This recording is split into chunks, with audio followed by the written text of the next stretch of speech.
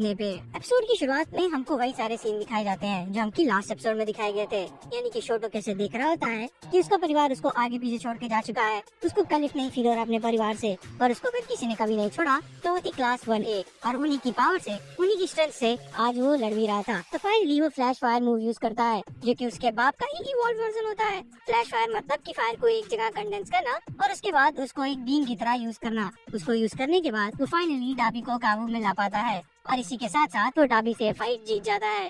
और ये बात देख के सुन के सब लोग बहुत खुश होते हैं और यही चीज हमको देखने को मिलती है इंट्रो के बाद। इंट्रो में हमें इस एपिसोड का नाम बताया जाता है जो कि मैं ऑलरेडी बता चुका हूँ कि एक्स्ट्रा है, और फिर उसके बाद सबका बारी बारी रिएक्शन दिखाया जाता है। पहले तो वहाँ पे खड़े एंडेवर की टीम के लोग सबसे पहले रिपोर्ट कर देते हैं हेड ऑफिस में कि डाबी को सिक्योर कर लिया गया है।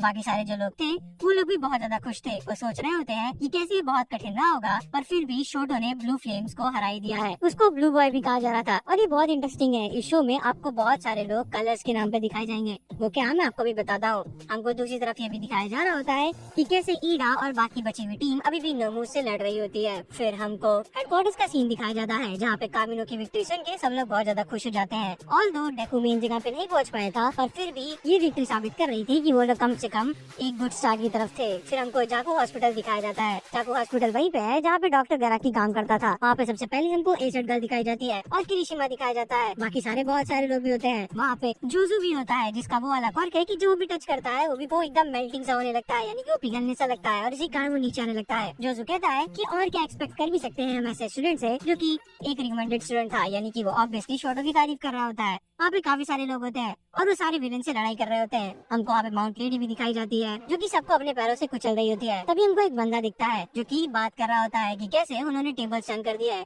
उन्होंने मतलब हीरोज ने, क्योंकि एक अटैक एक एम्बुश अटैक होने वाला था और यहीं पे जगेंटो माकिया भी स्टोर है। वो लोग जगेंटो माकिया को फ्री करना चाहते हैं और इसीलिए यहाँ पे इतने ज्यादा हीरोज हैं। और जैसा बॉस से प्रेडिक्ट किया था, बॉस यानी कि ऑल फॉर वन ने, यहाँ पे क्या कमाल की सिक्योरिटी है। इसके अलावा हमको यहाँ पे बहुत सारे पुराने कैरेक्टर्स दिखते हैं, जैसे वो मड वाला कैरेक्टर जो कि हमको पहले ही एपिसोड में दिखा था। एनीवेज फिर हमको वो बंदा दिखाया जाता है जिसने यूए के टीचर के ऊपर अटैक किया था। और फिर उसके बाद यूए के टीचर मतलब कि नाइट आई हो, जो वो वाली लेडी थी कि जो अपना चमड़ा खोल के सुगंधित कर देती थी। एनीवेज फिर उसके बाद यहाँ पे एसिड गर्ल को पिंकी बोला जाता है और किरिशिमा को रेड, जिससे कि आप देख सकते हैं कि कैसे सबको कलर से डिनोट किया जा रहा है। एनीवेज सबके बीच में बहुत ही कमाल की मार हो रही होती है और वो सब लोग तैयार होते हैं इस एंड को डिफेंसिवली होल्ड करने के लिए। फिर वापस सीन कट होता है और हमको टाकोबा नेशनल स्टेडियम दिखाया जाता है। वहाँ पे माशिराव और शुगर रश होते हैं। वो लोग भी ये सुनने के बाद काफी ज्यादा खुश हो जाते हैं कि कैसे टोडोरो को ने हरा दिया है डाबी को। पर माशिराव को वो टाइम याद आता है जब छोटो ने उससे कहा था कि मैं तुम सब लोगों से बहुत अच्छा हूँ। यहाँ पे लेवल है इस चीज के बेटे, यानी कि कुल मिला के वो दिखाना चाह रहा कि वो कितना सुपीरियर है और आज उसने ये साबित किया भी था कि वो बाकी सबसे कितना बेहतर है, क्योंकि ऑब्वियसली उसने डाबी को टेक डाउन किया था। फिर हमको यूए हाई का सीन दिखाया जाता है और फिर उसके बाद हमको वापस ट्रॉय का सीन दिखाया जाता है। ट्रॉय यानी कि जहाँ पे फैट गम और किरिशिमा होता है, वो लोग लड़ रहे होते हैं कैसे बंदे से जिसके पास कोई फ्लावर वाला क्वर्क होता है, जो कि अभी बहुत अच्छे से एक्सप्लेन नहीं किया गया है, हमको जरूर आगे बताया जाएगा। एनीवेज वो ऐसे बात कर रहा होता है कि जैसे वो इस प्लेनेट से नहीं होता है। वो कह रहा होता है कि इस प्लेनेट के लोग कितने ज्यादा ग्रीडी हैं, ये वो। इस पे फैट गम पूछ भी लेता है कि तुम ऐसे क्यों बोल रहे हो जैसे कि तुम इस प्लेनेट के नहीं हो। फिर वो कहता है कुछ जो कि मुझे क्लियरली समझ में आता तो नहीं है, बट एनीवेज फिर वो कहने लगता है कि जो लोग और फिर उनको धोखा दिया है वो लोग कभी भी नहीं बच पाएंगे। ऑब्वियसली वो बात कर रहा होता है अयामा की, जहाँ पे वो कहना चाह रहा होता है कि अयामा बेटा तुम तो गए, पर अयामा डर के भी लड़ने के लिए तैयार होता ही है। फिर उसके बाद वो अपने आप को इंट्रोड्यूस करता है और कहता है कि डिक्टेटर के फेलियर के बाद वो बाहर आया है और वो असासन है ऑल फॉर वन का, मतलब ऑल फॉर वन को नहीं मारने वाला बल्कि ऑल फॉर वन की रैंक्स में उसकी रैंक असासन की है। इसका नाम तो हमें नहीं बताया जाता है, पर हमको ये बताया जाता है कि ये भी टार्टरस से ही जेल ब्रेक करके आया था। एनीवेज फिर हमको सेंट्रल हॉस्पिटल के सामने वाली फाइट सीन दिखाई जाती है। ये वाली फाइट सीन होती है जहाँ पे मेटामॉर्फ्स लड़ रहे होते हैं सारे पुलिस और सारे हीरो से। वहाँ पे हमको बहुत सारे और भी लोग दिखाए जाते हैं, जैसे कि कोडा जो कि बर्ड्स को कंट्रोल करता है, और इसके अलावा डुप्ली यानी वो वाला बंदा जिसके काफी सारे हाथ थे। तो बेसिकली बात ये थी कि वो लोग उस जगह पे इससे लड़ रहे होते हैं क्योंकि जो ये मेटामॉर्फ लोग होते हैं जो कि इंसानों जैसे दिखते हैं पर इंसानों जैसे नहीं दिखते हैं, वो लोग अपने आप को सोसाइटी से बहुत अलग महसूस करते हैं, तो उनसे लड़ने के लिए भी उन्हीं जैसे होने चाहिए। इसीलिए वहाँ पे कोडा और डुप्ली थे और उन एक्टोमॉर्फ को मोटोमॉर्फ को कोई नहीं बल्कि लीड कर रहा था स्पिनर। जो स्पिनर था वो भी उन्हीं में से एक था और इसीलिए वो उनको लीड कर पा रहा होता है। उनका गोल होता है कि सबसे कुछ पास करते हुए जाना और कुरुगिरी को लेके आना। कुरुगिरी का वॉर्प कर ऑब्वियसली बहुत ज्यादा यूजफुल होने वाला था आगे आने वाली बैटल के लिए, इसीलिए वो लोग उसको लेके आना चाहते थे। और इसी के लिए स्पिनर को एक नया क्वर्क भी मिला था। वो क्वर्क किसी और ने नहीं बल्कि ऑल फॉर वन ने ही दिया था। ऑल फॉर वन ने एक क्वार्क डावी को भी ऑफर किया था, पर डावी कहता है कि उसको नहीं चाहिए, इसीलिए स्पिनर उसको बहुत ज्यादा एडमायर करता था। स्पिनर का मानना था कि डावी के पास वो सब कुछ था जो कि उसके पास नहीं था, एक गोल, एक सेंस ऑफ प्रोटेक्शन, एक सेंस ऑफ सिक्योरिटी, और वो खुद में बहुत ज्यादा स्ट्रॉन्ग था। इसीलिए स्पिनर बहुत ज्यादा एडमायर करता था डावी को। और ये सुनने के बाद कि डावी छोटा हो चुका है, वो कहने लगता है कि जरूर इन्फॉर्मेशन वॉरफेयर है, कोई चांस ही नहीं है कि वो हार गया है और वो लड़ता रहेगा तब तक जब तक उनकी वॉरफेयर को खत्म ना कर दे। फिर उसके बाद वो अपनी तलवार आगे दिखाता है और वो सारे के सारे लोग बढ़ पड़ते हैं हॉस्पिटल की तरफ। सेंट्रल हॉस्पिटल के बाद हमको एक बार कामिनो का सीन फिर से दिखाया जाता है। वहाँ पे सब लोग फाइनली रेस्ट कर रहे होते हैं, एक दूसरे की तरफ देख रहे होते हैं और शांति से बैठे होते हैं। वो सोचते हैं कि फाइनली हमने डावी को हरा ही दिया है, पर तभी लोग डावी की तरफ देखते हैं, उसके हार्ट में कुछ पर्पल सा चल रहा होता है और छोटो बोलता है कितना मार खाने के बाद उसका दिल अभी भी क्यों धड़क रहा है। फिर हमको गूंगा विला साइड दिखाई जाती है। ये वो वाला विला है जिसमें लास्ट सीजन में फाइट हुई थी। एनीवेज उस विला में कोई और नहीं बल्कि एंडेवर और हॉक्स लड़ रहे होते हैं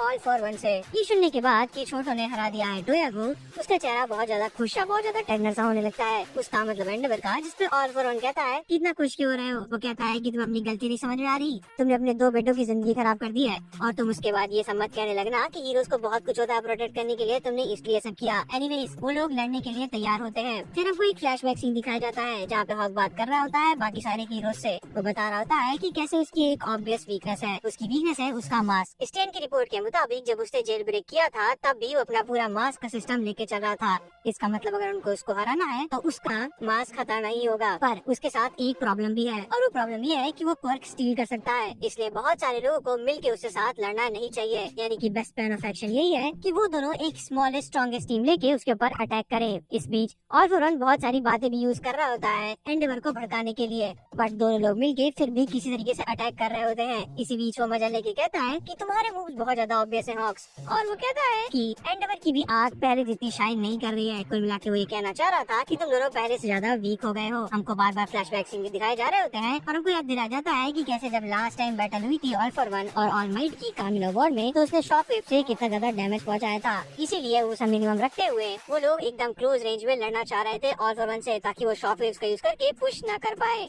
और कंटिन्यूअसली हॉक्स बीच में आ रहा होता है ताकि कोई भी एक फुल फ्लेज असॉल्ट लॉन्च ना कर पाए ऑल फॉर वन। और एंडेवर का काम बस इतना होता है कि उसको यहीं पे कूट काट के जला के खत्म कर देना होता है। उसके attacks obviously all for one को डैमेज दे ही रहे होते हैं क्योंकि उसके पास सुपर रिजनरेशन भी नहीं होता है शिगराकी की तरह। फिर ऑल फॉर वन बोलने लगता है कि जब नीचे सब लोग अपना 100% दे रहे हैं, तुम्हारा दिल कहीं और क्यों है एंडेवर। जिस बात पे वो गुस्सा आ जाता है। फिर हॉक्स चिल्लाने लगता है कि तुम्हें याद नहीं है कि लास्ट टाइम कामिनो वॉर में क्या हुआ था। ये हुआ था कि ऑल फॉर वन ने बता दिया था कि शिगराकी कोई और नहीं बल्कि टोमुरा नाना, जो कि ऑल माइट की मेंटर थी, उसका पोता था। जो कि सुन के ऑल माइट थोड़ा सा इमोशनल हो गया था और इमोशनल करने की कोशिश कर रहा होता है। तो बेसिकली जैसा कामिनो वॉर में हुआ था वैसे ही भड़काने की कोशिश कर रहा होता है ऑल फॉर वन एंडेवर को भी। वो याद दिला रहा होता है कि कैसे एंडेवर ने छोड़ दिया था टोया को मरने के लिए और एक्चुअली में उसको थैंकफुल होना चाहिए ऑल फॉर वन का कि फाइनली उसने उसका बेटा बचा ही लिया था। इस बात पे एंडेवर गुस्सा आ जाता है, अपनी आग भड़का देता है और उसके ऊपर पूरी ताकत से अटैक कर देता है गुस्से में, पर इसी कारण वो लैग कर जाता है। ऑब्वियसली जो उसमें होश खो जाता है और इसी बीच एक नया क्वार्क यूज करके ऑल फॉर वन बाइट कर लेता है एंडेवर का एक छोटा सा टुकड़ा। वो नीचे गिरने लगता है, पर इससे पहले कि वो पूरा नीचे गिर पाए हॉक्स अपने थोड़े से फेदर की तरफ भेज देता है ताकि वो कम से कम धीमी स्पीड से नीचे तो गिरे। फिर ऑल फॉर वन मुड़ के कहता है हॉक्स से कि तुम इसको डॉज कर सकते हो लेडी नगांड के रिप्लेसमेंट, जो कि वो ऑब्वियसली नहीं कर सकता था।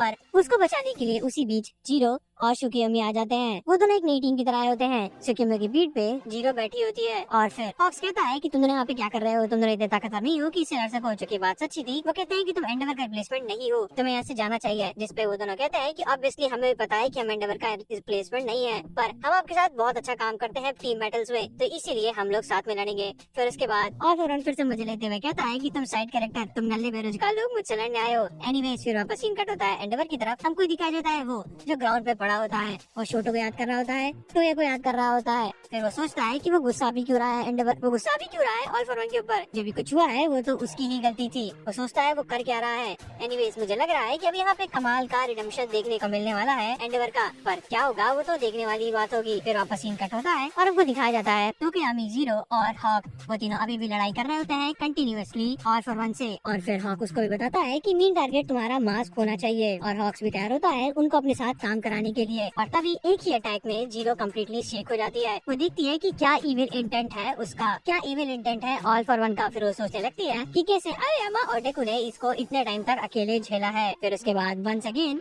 और फिर वन स्टाइल मारते हुए कहता है तुम्हें क्या लगा कि एक स्कूल का कुछ होने वाला है? अब मैं तुम लोग को दिखाता हूँ कि असली में इविल इंटेंट होता क्या है। तुम्हें क्या लगा कि अगर तुम कुछ लोगों से लड़ सकते हो तो फिर तुम मेन डीमन लॉर्ड से लड़ने के लिए भी तैयार हो गए हो।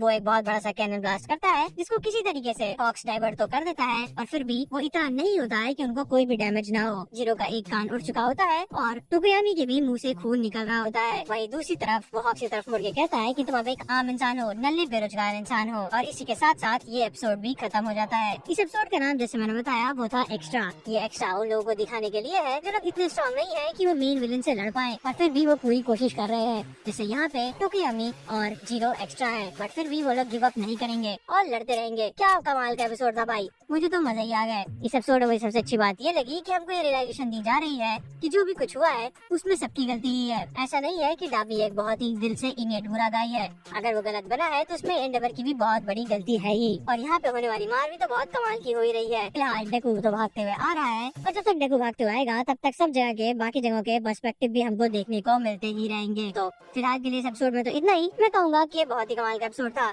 आपको जो भी वीडियो चाहिए, कुछ भी चाहिए, प्लीज कमेंट में बता दीजिए। So thank you for watching.